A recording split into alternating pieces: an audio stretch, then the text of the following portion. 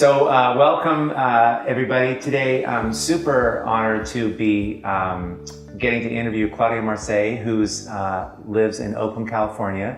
Claudia is a mixed media artist, contemporary encaustic artist, but has all kinds of different, as we'll dive into, we'll see different kinds of materials in her work.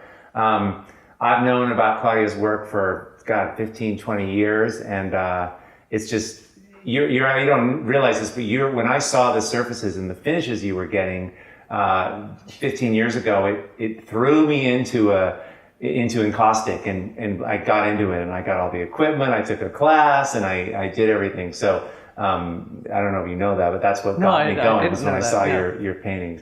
Thank you so much for being here. I really, you're welcome. really appreciate it. It's a pleasure. So, I guess we're going to be diving into, how you make these and everything, but maybe just start kind of in the beginning and how, your inquiry into all this began, into art. You came into making paintings later, which is kind of cool, but you didn't start that way, so. Well, I think the beginning of my art was in 7th grade art class that we all take. My best friend was sitting next to me, and she was doing these gorgeous realistic drawings of cats and gardens and roses, and I was literally scribbling. I had an imaginary place that was full of colors and fascias expand, and I was scribbling and feeling very proud and happy with it. Right. And the teacher walked around and said, what is this? And my friend got A+ in the class.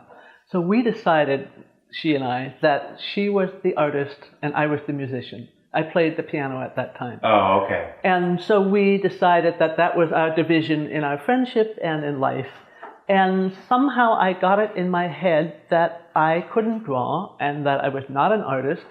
And I stuck with that decision for 30 years. It's, I just have to say there are, this should be a book. Like the 7th grade teacher, the 8th grade teacher, the 10th grade teacher, these are individuals that screw people up for their whole lives. Like that postponed, that lady or man or whoever, it was a huge postponement. You said it was 30 years? You didn't pick up? Absolutely. And it became embedded in my self-image. And I was always kind of good at school and smart, so people thought I would be good at being a lawyer or something, not art. And in high school, I had a very good friend who was into horses. And she could draw gorgeous images of horses. Mm-hmm. And again, I'm just scribbling. So I compared the two and I said, there's just no way. But then when I was 17, I got a camera. And when my first class at college, I took an advanced journalism class, mainly because they taught darkroom work. Okay. And I just loved the magic, as we all hear about the magic of the image coming up in the developer, and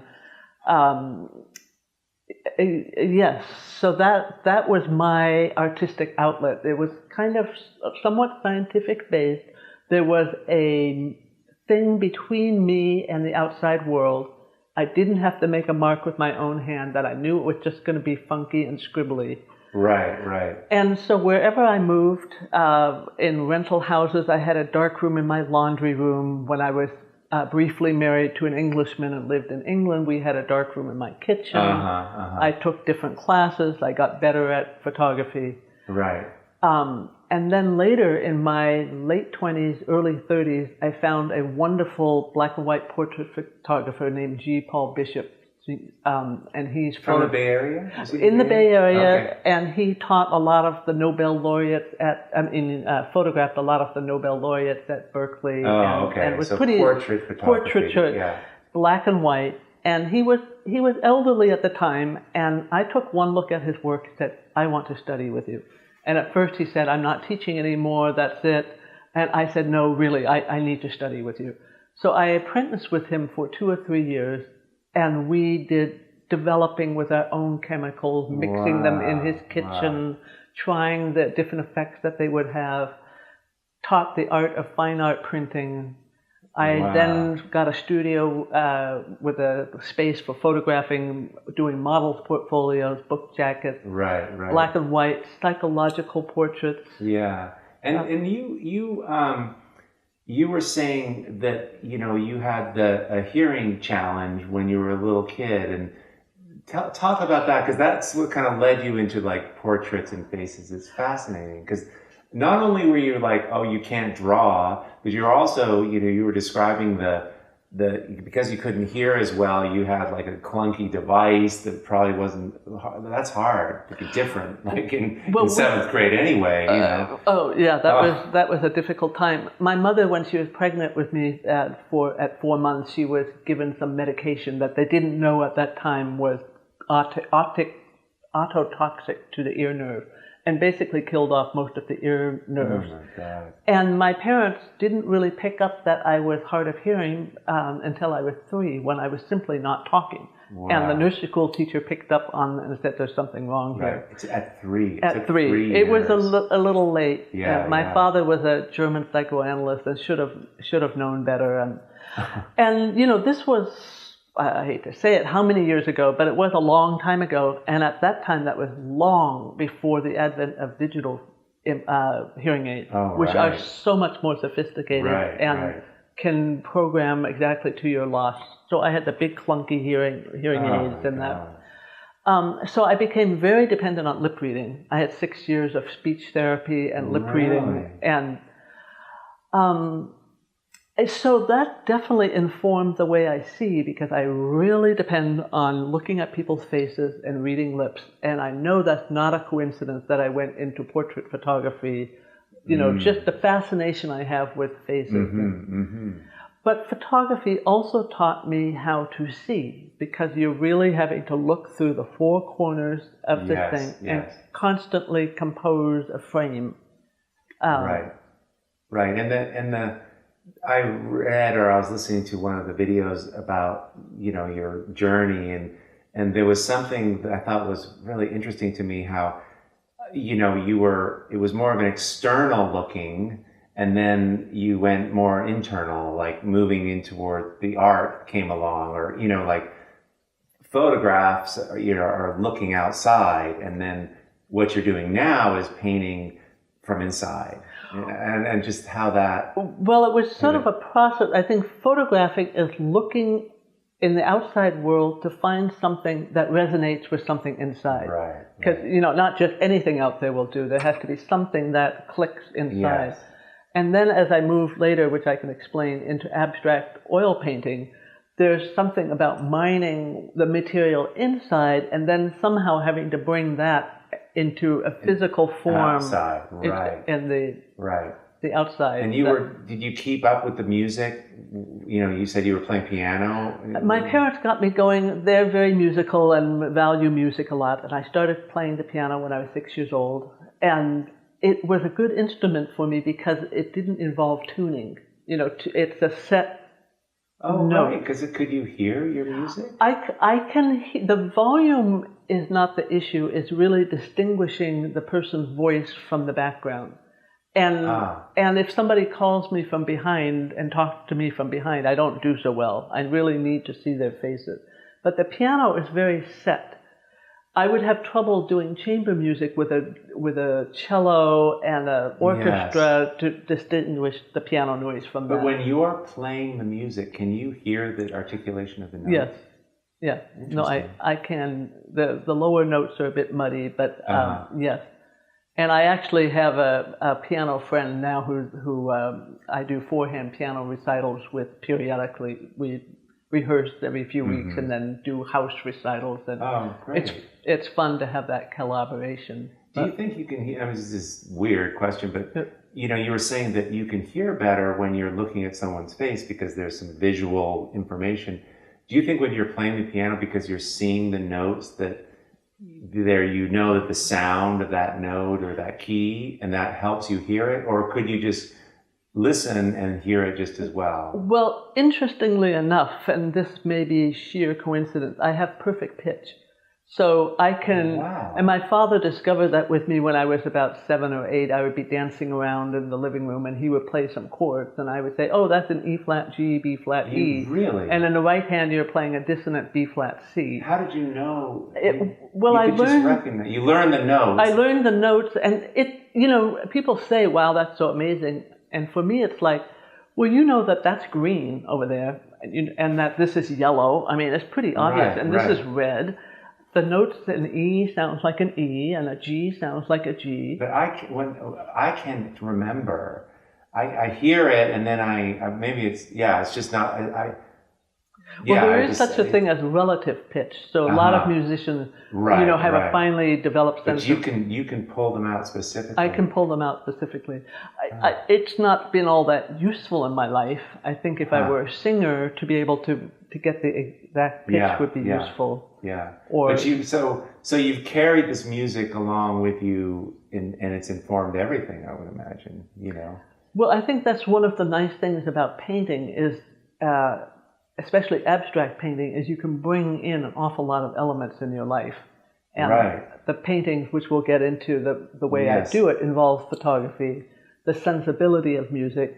So what catalyzed you're doing this portraiture and then you somehow transitioned? Did you suddenly just get tired of doing portraiture? Or what, like you said, it was 30 years before you...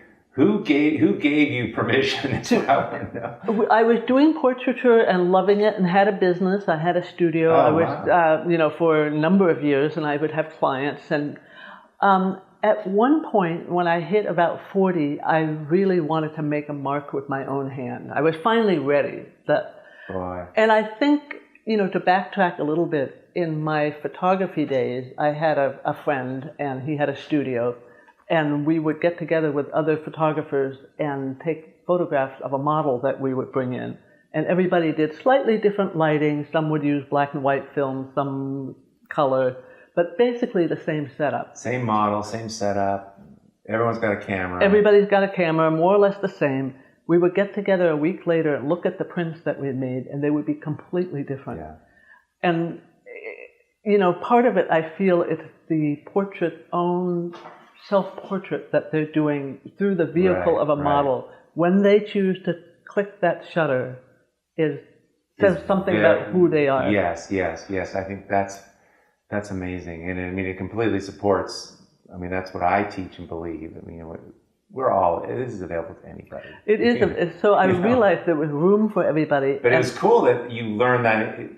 So you gained that idea by doing photography. You saw even in photography, individuality is just coming out all over which the place. Is supposedly, doing a realistic shot of the world. And of course, it's not a realistic shot of the world. Right. And black and white. That's a great story. Abstract thing.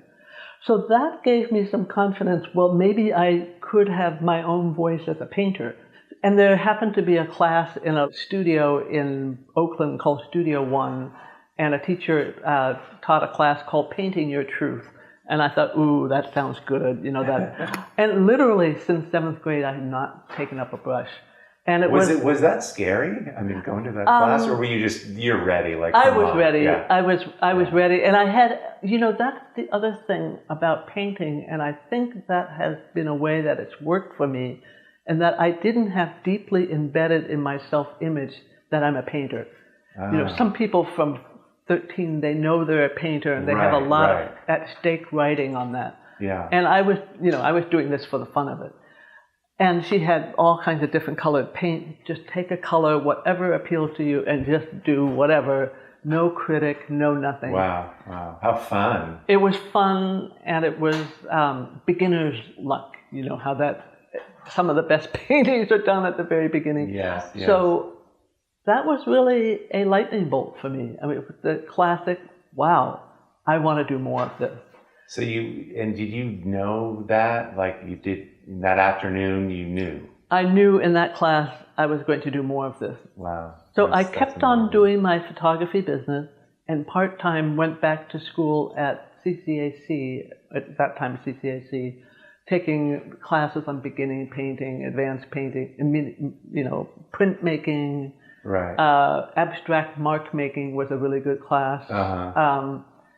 Monoprinting. I mean, wow. I love monoprinting. Right. And there was a demonstration in encaustic at one point, and I thought, ooh, that's kind of interesting. Then I got accepted into the MFA program at JFK, which suited me better than going to CCAC or the Art Institute in that it was part-time. And so I was raising my daughter at the time and still had this photography business that I was doing.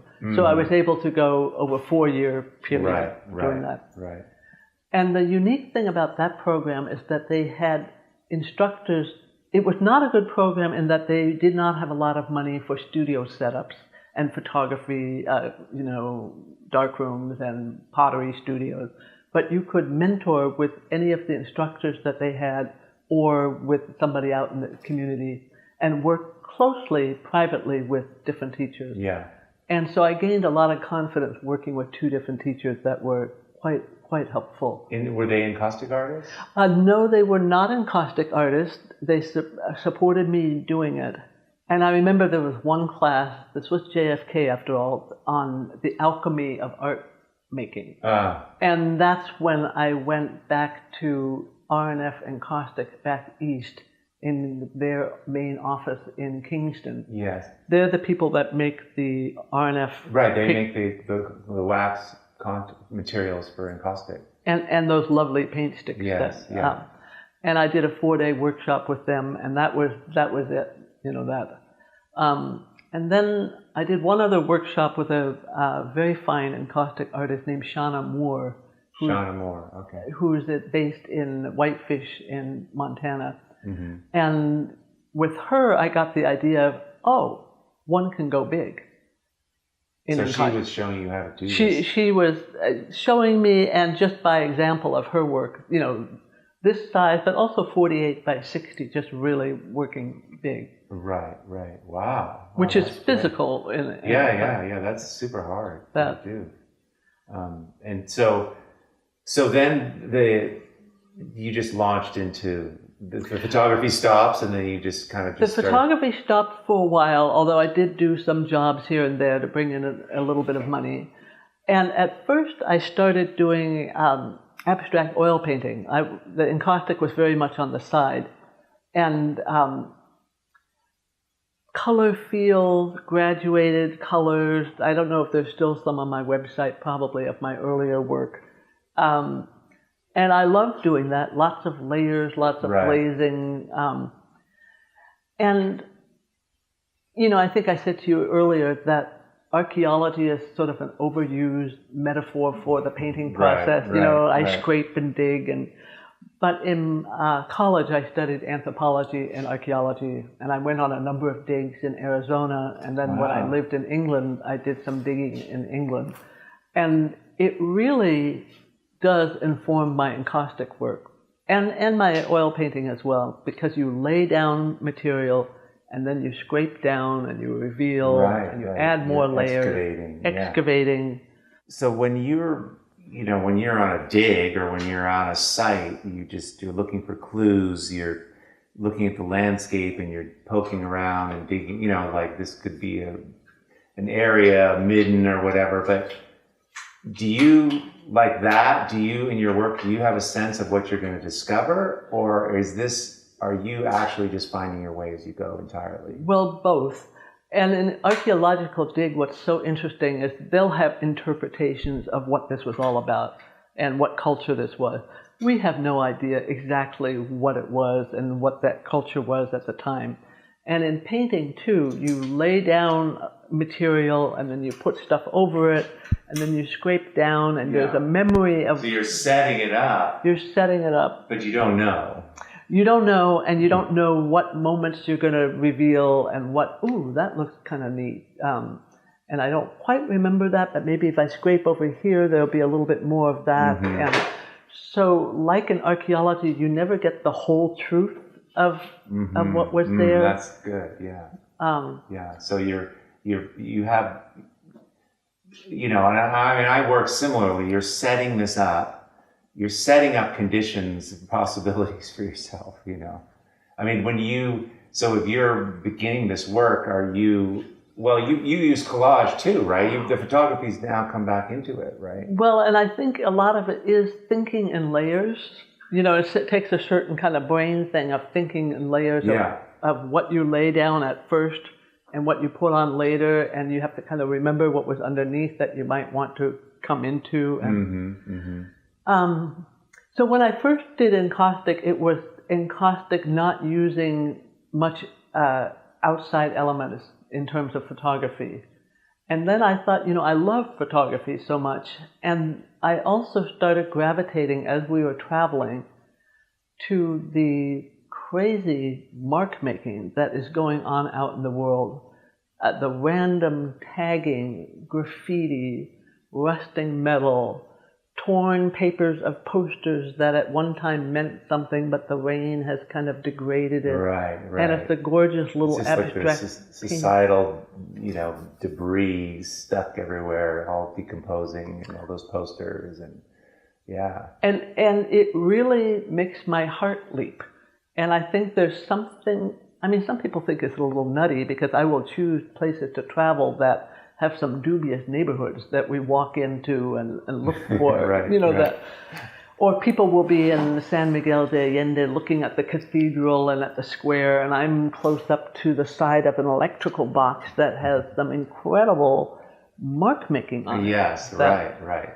Totally. So there's something about the urban world that we've created that has beauty in it, with a beauty with an edge to it. And that's what inspires you, and because you have that quality in your work. It's random. It's almost like people would come, the current work has that quality that, and this is hard to do, making a mark that doesn't feel like it was put there by you, like someone else came and left something, and you pull that off in here. It's hard to do that, you know what I mean? To do it in a way that doesn't feel self-conscious. It's a mixture of things that I photographed. I will make my marks on pieces of paper, scan those into my computer.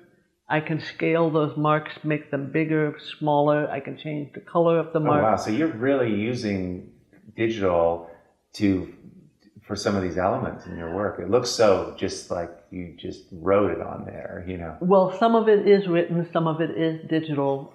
And I think, my photography days also kind of ended because I was at that generation where there was that transition from film into digital. And, I was doing so much fine art, darkroom work, which I liked, and the market was really changing. And along with digital, especially with portraiture, people want to look perfect. They want to be retouched, they want to be airbrushed, they want, right. And so and it would mean new equipment and all of that. So that was just at the same time as I started moving more into painting and realizing that was the direction I was going.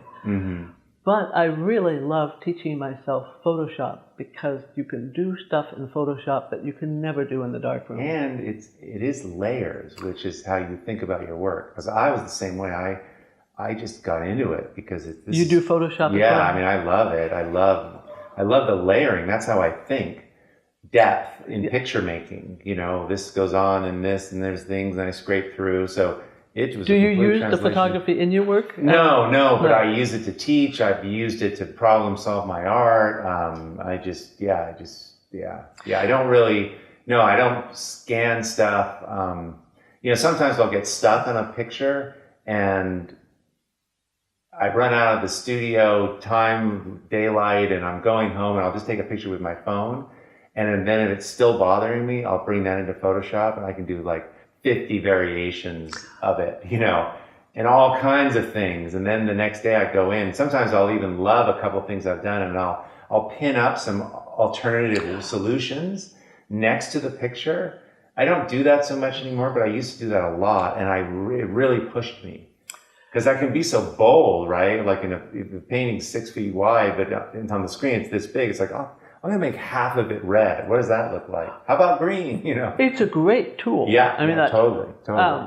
You have these different layers, and you can turn them on and off. And does it look good with this here? And move it over here. Right. Yeah. So you use it as a tool for investigation as well as producing the marks that are going to be at the scale you need them, and then. It really is mixed media. I do a lot of marks. In the beginning with acrylic, paint that you can then put oil on top of, that you can put encaustic on top of. There's underneath at the bottom of it all, there's some digital prints that I print out on my large format printer on the panel. So it's really a conglomeration of a lot of different elements. Because, on like the painting behind you, you found a little like, that priority nail sticker. I mean, I know those are like 3 inches square or even smaller, but then you're blowing up little pieces to make them even bigger. And then you're printing them out. You have a high definition color printer. You print those, then you collage them into the picture. Yes. So some of it is collage and some is straight encaustic painting. But there's something really appealing to me about taking something little with my little close-up lens on my camera that's got all kinds of scratch marks and things, and then blowing it up to a 48 by 60, and it takes on a completely different life of its own, and it becomes something else. Right. The scale of it, just the scale of it, so it just brings it up. When you glue those on, so your stages are these, so you're working on hardwood panels. Yes. And then you do the collage on that in the beginning and just gluing those down. You don't have any wax on it or anything. And then I do some mark making with oil paints in those RNF paint sticks. Oh, right. That we talked about. They don't dry very fast, so you have to. But you're not using oil paint with a brush. You're just So you're using the RNF. Oh no! Sometimes I do an oil paint with a brush. In the beginning, like this little this white scribble right here. Is done with oil enamel. Oh, okay. And then each layer that you put on, which is the tedious part, you have to lightly fuse it to the wax underneath, or it can peel off. So the fusing basically is. You should say this, but I mean, it's just heating up the wax so all the layers kind of melt into each other, and use like a blowgun or blowtorch, right? Either for a big painting, I will use a blowtorch, which I'll show you later with the propane tank. Yes. And then there's a smaller one that you can use for spot doing the smaller areas. But a lot of encaustic artists or beginning encaustic artists way overdo the heat, and you get a smear and a smudge, and you get crackling and marbling, and none of which I like. You have to do a really light touch. Yes. But just enough to adhere it to the layer. You don't want to go 3 layers down, just the layer underneath. So it's safe then, and it's stable. Totally. You can do the RNF paint sticks on top, which will take forever to dry, but you can do a light layer of liquid, which is an oil medium, on top of that. Right. But then that has to be gently fused again. So the liquid, you actually fuse the liquid onto the wax? Interesting. Oh, because so to accept it, if the wax melts, then it kind of becomes, I get it. It's not that you're melting the liquid, you're melting the wax underneath. You're melting that RNF stick to just get a little bit into the layer below. Yeah, that's cool. Okay, so those oil stick, that's what these are, right? These are, what are these called? These are from RNF. They call them paint sticks. Paint sticks. They're from RNF, and it's like painting with lipstick. It's really gooey and sensuous, and I just want to smell them and eat them. I mean, it's just wonderful. Yeah, and they take forever to dry, though. They take forever to dry. There is another oil thing called oil bars, and I don't use those because they're much stiffer, and this is just much easier. Are they oil bars something that RNF makes? And they're not from RNF. I think they're called oil bars. That, that you can get them in the art stores more easily than these. Yeah. And RNF is a great company for making these paint sticks, and they also make these. This is the hard wax that you melt on your palette, and your metal palette, and then these are your colors. And these are my colors. I used to do pigments and the beeswax and the Damar resin and mix up my own, but this is just so much easier. So for those of you who don't, encaustic basically, you're heating up give us the 2-minute version of how this works. I mean, you're melting pigment. This is pigment in wax, and it's hard, super hard. Yes. And I can show you later what the setup is. But I have a palette, and then I have 2 Oster kitchen skillets where I have just plain clear medium, and then another one that I use with medium with a little bit of white paint in to give a milky white, which I may have used a little bit on this one. And then I have, different colors of that. And on my hot plate palette, I will, if I want to do an orange, like this pink thing here. Right. And this pink thing there, I take one of those, just stick it on the hot palette. It melts, and then it's basically melted warm oil paint. It's a little warm oil paint. You take a brush, you do it, and then it quickly dries down. Which I love. It dries instantly. It dries instantly, and once it's dried, it's 30 seconds, then you take your blowtorch and you lightly fuse it to... And it melts into the wax. But you don't want it to go blah. Right. You gotta control it. Very controlled. So that's sort of the skill of just learning how lightly to use that. But there's something about encaustic, and we were talking about this, that it's like stained glass window. It's so luminous because you're looking through this medium, the wax, and then it's reflecting the light and the color back at you, and it's a kind of luminosity that it's very seductive, and the surface is so beautiful. The surface, I mean, you just want to run your hands over it and smell it. You can take a soft diaper or a soft one of those blue, those rag things, right. and you can buff it up. Yes. If you just use the paint medium over a colored area, it can get dulled down. So that it is actually a challenge to get some color and luminosity to come through. You don't want too many layers of the wax. Right, it can get so thick and then it gets a little muddy or... So, wow. And then I will ink, when it's all done, I will use my... Oh, that's the other process, is scraping with a scraper. So you have your melted wax there, and then you scrape it, and you can make it either very smooth... Right. With a razor blade, basically. Right. Or you can scumble it.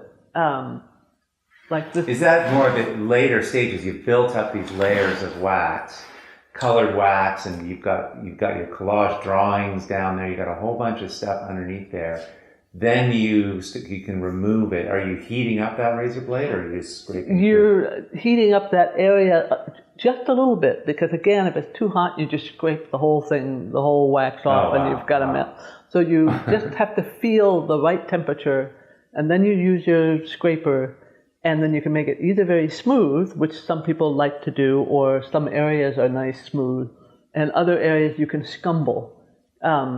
Like this here is a scumbled area here. So it's like scumble. You mean you're wearing it away, like you're actually just adding. As you scrape, there's a little bit of wax that adheres to the scraper, and then you kind of smush it out. But it comes out a little bit lumpy. And then you rub oil paint into that and I do that over the whole thing. Oh, it's like you can glaze with oil paint. You can glaze with...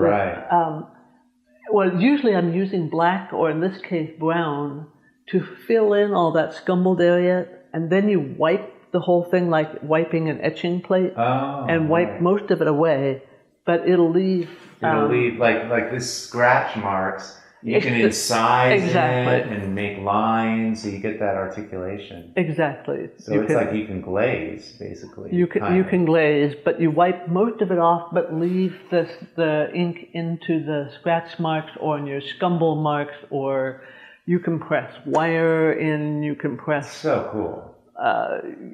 Silicone heating thing. And you can embed, like wax is a great, you could take a plant leaf, right, a dried leaf, and put it down and then put wax on top of it, right? And it's... I've seen people do that with ginkgo leaves, that kind of... you can just embed anything. So that's fantastic. You can print onto silk, and then silk, and when you put it in the wax, the white silk sort of bleeds in and you don't see it, but your black image that you've printed... Oh, wow. Or you can print on rice paper and have an image on that. that's been a little more challenging for me with my printer. The rice paper doesn't like going through the printer. Right. But you might cover up these collaged elements, but you kind of know they're down there, and then you dig back through. Is that it? Dig back through, and it's a little like what we did as kids when you draw all kinds of different colors on a piece of paper and then cover the whole thing with black. Right. And then you scrape down. The resist thing. Yeah. The resist thing. I'm just curious, do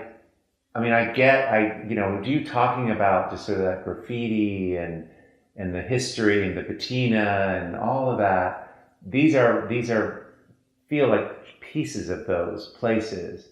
You've traveled a lot. I see that. I've seen these remind me of those like telephone poles and everything. But how do you know when it's done, or how are you when the piece is done? Yeah, or just like what are you after right now in it? Do you think? And these are all works really in process, so they're new, and I do a lot of the composing on the computer, which really helps to see ahead of time. Mm-hmm. And then, as I go in the studio, and as I'm sure it's not always easy to know when something is finished. Right. And that's one of the great things. I can take it upstairs and hang it in the house. In a clean environment. In a place that is most likely going to go to a house. Mm-hmm. And as I walk by and not paying attention, or I'm on the phone and I'm looking at it in the corner of my eye, I said, oh, that red is too much. Or, this is too dominant. Yeah. So you use that thing of, you lose objectivity, just remove it out of your studio for a week and then walk by when you're making a sandwich and, there's something about the objectivity of getting out of my studio and in a house, which is sort of the environment that it would ultimately be. Mm-hmm. And then, it's always a little tricky. Friends come over and some will really respond and others will come to the house and it's filled with painting, and at the end of the day, someday you should show me some of your painting. And, and I'll say, the whole house is filled with painting, that they just don't see. This newer work, I have a feeling, is going to appeal more to the millennials, to younger people. Oh, interesting. Who are more into sort of urban living and tagging. It's a coarser thing you're doing right now, which I like. It's more serious and just grittier. It is. You used to have it was all just beautiful but quiet and not. This is man, you really. No, this is wild, and it's really walking the edge of chaos. And somehow holding it all together at the same time. Like they can tip over into, this is a mess, but you want to be right at that edge, just before the car loses control and drives off the road. It's holding on, super potent place to place that. And I think you're right. It's people that are, there's an edginess to it that will appeal to people that are more comfortable in that area, and I guess that's people that are more young. I don't know.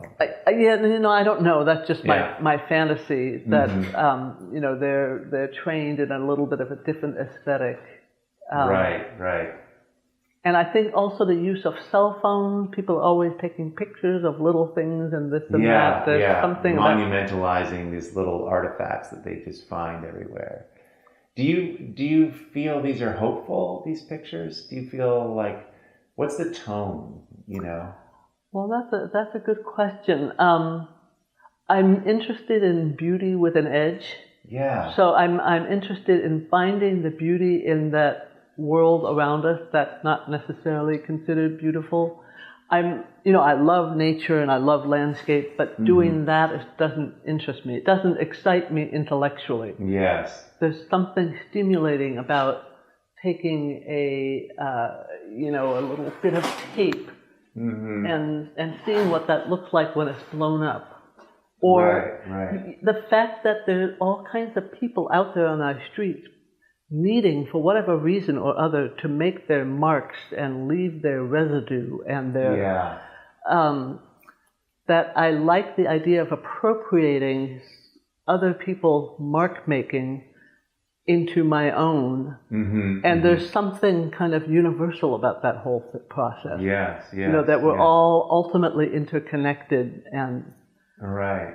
Well, it's interesting because you have this, I mean, and my work's the same way, and I think yours too, where it's based on nature. These feel like they're based on nature, but you're very much like, these are human marks. Like, this is humanity, bringing those two together, you know, like. Well, your work really is based on nature. Yes, it is, but it doesn't look like something you'd see in nature, but the color is, a lot of the shapes and some of the forms. But you've taken it one step further. This is urban. These are people walking around. Urban. Yeah. And if you had asked me 30 years ago, 20 years ago, would I be evolving in this direction? You know, I would not have known that. So that's also the interesting thing of leaving yourself open I think it's so cool. To what is next. And I have seen, and Donna, to her credit, Donna Cedar Gallery. Donna Cedar Gray, she's wonderful. Mill Valley, California Gallery. Yeah, yes. She's great gallery, great eye, great person. Great person, lovely. We've been together for pretty much since she started doing her thing. And actually, it's sort of instructive how I met her is I first started out doing the East Bay Open Studios. Oh, yeah. And I did 3 of them, and it really boosted my confidence. People it's very different from what I'm doing now, but people really like the work. Sure, it helps. Buying it, and, so that really helps, like, oh, okay.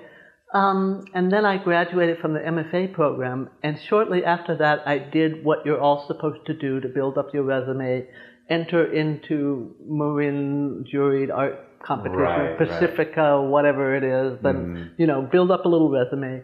And there was an art show that I had a piece in Marin County that won the best of show, just one painting. And Donna saw it and liked it and called me up and said, do you have any more paintings? And I'd never heard of her. Sure, come on over. And then she started going through my racks and said, you have enough for a show. And as a matter of fact, the person who was supposed to show with me starting in 10 days from now had to cancel for some reason. Oh, my God. Would you be willing to fill in? Yes. And it sold really well. That first show. I saw that first show. Oh, really? Yeah. When it was in because Cannonball? That was her. She was over on Sir Francis Drake. That's Cannonball. Right. That's right. Cannonball before she went out on her own. And then got the other gallery. Yeah. And she really. There were some encaustic paintings in that, but there was a little more recognizable imagery in that. And she was just had a good eye and believed in me, and it went well. And so we've been together since then. But the moral is, you just never know. I mean, as I said, I had one painting in a show, and that's how it... Yeah, and you don't know where, I mean, in a way, listening to the things you've said and the context, and even the thing around language and sound and music and communication and the challenges you had around that, and, it almost makes sense what you're doing. It's logical when you look back, but... Is it logical to you? Because a little bit. I mean, I could see why you would study faces if you're always looking at people's faces to understand them, to communicate with them. That you would go down a track of that, and that you would do portraiture. That makes perfect sense. For me, I had trouble painting faces, so I was scared of that, and I never did it. Painting faces would be another whole thing. Yeah. So I never did the photography part, but so I don't there's no figures in my work, really, So it's just, there's just different journeys that we take, but I understand it. You can understand it where you're going better when you look back, I guess is what I'm saying. That's... what you're saying in the work you're making now, it just seems right, and it's exciting, Well, and Donna has seen me go through different iterations. Yes. And I think, over time, there seems to be a natural flow and growth.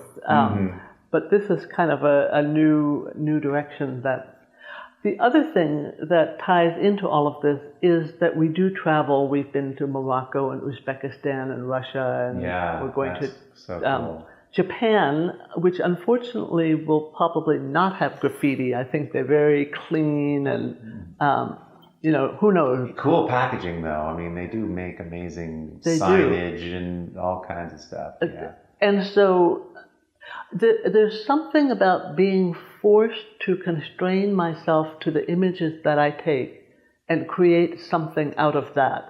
Oh. I have some built-in constraints. Like I'll go to Telegraph Avenue and take some pictures. I'll go to the Mission District. And you say to yourself, out of this is going to come my next body of work. Yeah, or the next few paintings anyway. Wow. This was based on the San Francisco Chinatown. You can see some. Right. And, it's not necessarily, that looks like Chinatown or this looks like Berlin. Berlin was great for graffiti. Right. But it's, like some people will limit themselves to a certain color palette or a certain theme that they will paint. And I'm taking pictures from a trip, and I come back and I say, I'm going to be using this material in some way or other. And it makes me more relaxed knowing that there's some kind of limit. Yeah, I get it. Yeah, totally. I've talked to artists that mix up all the palette for a show, all the colors they're going to use. This is the paint that I'm going to use for these next 10 paintings, But it's creating some kind of container that you can then have freedom in. It's weird. That's right. Yeah. I totally understand that. Yeah. To start from total scratch, which is what you do and other abstract painters do, it's and create something from total scratch. To me, I did do that, but to me, it's very nervous making. Yeah. Well, I hang things I've made that I like around, and I leave. It's a sequence, really. I do this one, and I look at those three, and then I do the fourth one, and then I do the fifth one, and there's that one. That little piece of this. So it's all. I mean, I need a studio to put all these things around, but it's a conversation. It's a call and response to things I've made before. But it is a little bit like you are just. I don't know when I'm starting at all what it's going to be like. I mean, you're the same way. Right. Yeah. And it is also fascinating to take these images and then, I'll come back from a trip with several hundred images, and I look for background images and I look for details. Recycle paper and cardboard, no flattened boxes. All kinds of crazy lettering or writing that people do that I will then put into images. But I have no idea what makes me pick this and what makes me pick this and how it goes together. And it's like a delight to see at the end what come out of it. Yeah. Do you have a sense, this is something I've been asking artists lately, and I think it's really interesting, and it might just be a complete no, but, do you have a sense, if you checked in with yourself, what you might be making, what isn't visible yet that might be coming for you? Ooh. Is it getting more wild? Is it getting more expansive? Is it getting, Well, I think if you look at some of my pictures on the website, images on the website, there's some pretty wild ones. I think if anything, I may continue doing this, but tone it down a little bit more. Interesting. So refine it. Like you're like a kid, like, I want to do this different thing, and then you keep doing that, and then you get it more sophisticated and adjusted and refined. Well, and I'm hoping that Japan might be a place to learn a little bit of more sophistication. Totally, it's that. It's that calm. That calm space. Mm-hmm. This is not calm right now. But I know myself well enough to know that I don't stay still for too long. Mm-hmm. So, on the other hand, it's nice to feel that you've landed somewhere for a while.